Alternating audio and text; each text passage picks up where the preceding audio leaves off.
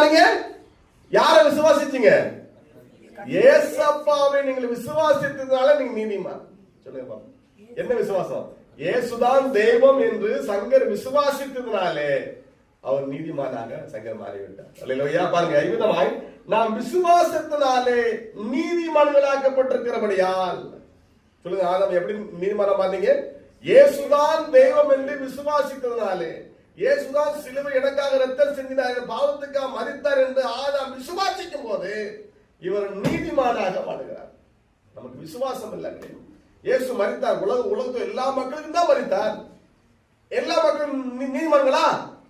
கிடையாது. அவங்க எப்ப இயேசுதான் எனக்காக மரித்தார விசுவாசிக்காங்களோ அப்பதான் நீதிமான். அல்லேலூயா. எத்தனை சோதரம். ராவணவர்த்தம் உள்ள எல்லா மக்களுக்கும் தான் இயேசு மரித்தார். மானவர்கள் உள்ள எல்லா மக்களுக்கும் தான் இயேசு மரித்தார். அது என்னைக்கு அவங்களுக்கு புரியுதோ, என்னைக்கு அவர் தேவன் அவங்களை தொடுகிறாரோ, அவங்க மனம் திரும்புறாங்களோ, இயேசுவை ஏற்றுக்கொள்ளுகிறாங்களோ, அப்ப அவங்க நீதிமானா மாறாங்க. அப்ப என்ன அர்த்தம்? உங்களுக்காக உங்க அப்பா சம்பாதிச்சு கோடிக்கணக்கில் சொத்து சேர்த்து வச்சுட்டாரு. ஆனா நீங்க உங்களுக்கு உனக்காக மரித்தா என்பதை அவங்களுக்கு புரியாது. இப்ப உங்களுக்கு புரியுதா? அப்ப இவ்விதமா நாம் விசுவாசத்தினாலே நீதிமான்களுக்கப்பட்டது. அப்படியா? எப்படி இயேசு எனக்காக மரித்தார், எனக்காக உயிரோடு எழுந்தார் விசுவாசிக்கிறையோ அப்படியே நீ நீதிமானாக மாறுகிறாய். அது விசுவாசத்தினால. எனக்காக தான் சிலுவையில் மரித்தார். ஊருக்காக உலகத்துக்காக இருக்கட்டும், ஆனா நம்ம சொல்லும் போது எனக்காகவே மரித்தா சொல்லும் போதா பாவ உணர்வடைந்து நம்ம அழுவோம். ஐயோ, நான் பாவியாச்சு, நான் அது சிலுவையில தொங்கணும், ஆனா எனக்காக அவர் மரித்தாரே நினைக்கும் போதுதான் நம்ம மனம் திரும்புறோம்.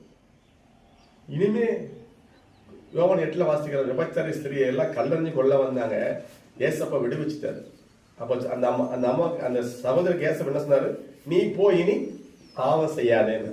நீ போய் இனி பாவம் செய்யாதேன்னு. ஆமா, விபச்சாரி ஸ்திரி.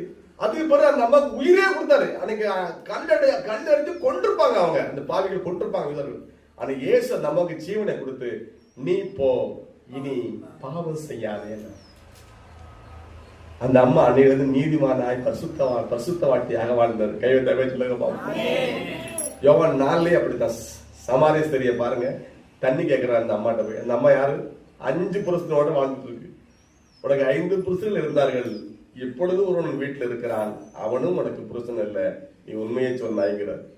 அந்த அம்மாவுடைய வாழ்க்கை எப்படி இருக்கு? அந்த அம்மா இயேசுவை ஏற்றுக்கொண்ட பிறகு அதுக்கு பிறகு தப்பான வாழ்க்கை இல்லை. கைவை தேமை சொல்லுங்க பாப்போம். கர்த்தருக்கு ஸ்தோத்திரம்.